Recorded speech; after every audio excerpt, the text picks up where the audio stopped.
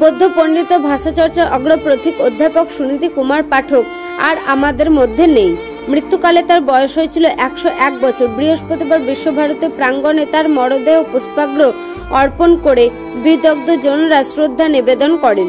সুনীতি কুমার পাঠক ছিলেন একাধারে ভাষাবিদ, গবেষক এবং শিক্ষক। তিব্বতিয়ান ভাষার গবেষণায় তিনি নতুন দিগন্ত উন্মোচন করেন। তার অসাধারণ জ্ঞান ও দক্ষতার জন্য তিনি রাষ্ট্রপতি পুরস্কার সহ একাধিক স্বর্ণ পদকে সম্মানিত হন। বাংলা, সংস্কৃত, পালি, তিব্বতিয়ান সহ প্রায় 9টি ভাষায় প্রবন্ধ লেখায় তিনি ছিলেন দক্ষ। তার প্রয়াণে ভাষা গবেষণার জগতে এক যুগের অবসান ঘটল। বিশ্বভারতীর প্রাঙ্গণে আজ শিক্ষক, ছাত্রছাত্রী এবং শুভানুধ্যায়ীরা তার প্রতি শ্রদ্ধা জানাতে উপস্থিত হন। বিদগ্ধ জনেরা বলেন, অধ্যাপক পাঠক ছিলেন ভাষাচর্চার জগতে এক উজ্জ্বল নক্ষত্র। তার অবদান ইতিহাসে স্বর্ণাক্ষরে লেখা থাকবে। বিশ্বভারতী উপাচার্য বলেন, তার চিন্তা ও গবেষণার ধারা আমাদের পথ প্রদর্শক হয়ে থাকবে।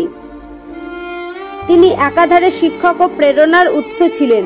তার জীবন দর্শন ভাষা চর্চার নতুন অধ্যায় শুরু করবে। অধ্যাপক পাঠকের বিদেহী আত্মার শান্তি কামনা করে তার পরিবার ও শুভানুধ্যায়ীদের প্রতি সমবেদনা জ্ঞাপন করেছেন রাজ্যের বিশিষ্ট ব্যক্তিত্বরা। বিশ্বভারতী কর্তৃপক্ষ তার স্মৃতিকে অমলিন রাখতে একটি স্থায়ী স্মারক নির্মাণের প্রস্তাব দিয়েছে।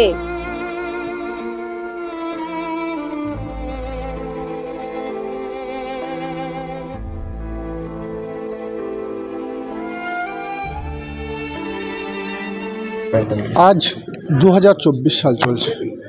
1924 সালে 1 মে মেদিনীপুরের কোন এক প্রত্যন্ত গ্রামে উনি জন্মগ্রহণ করেছিলেন।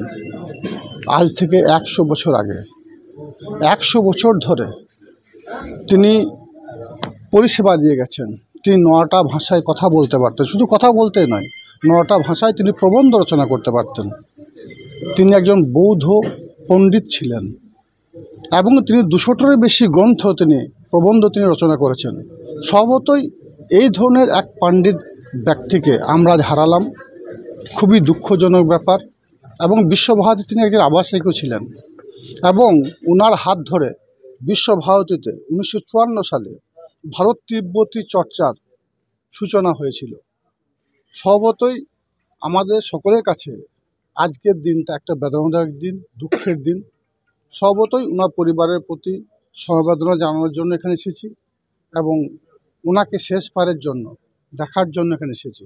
আসা প্রয়োজন বলে আমি মনে করি, তাই আমি এখানে এসেছি।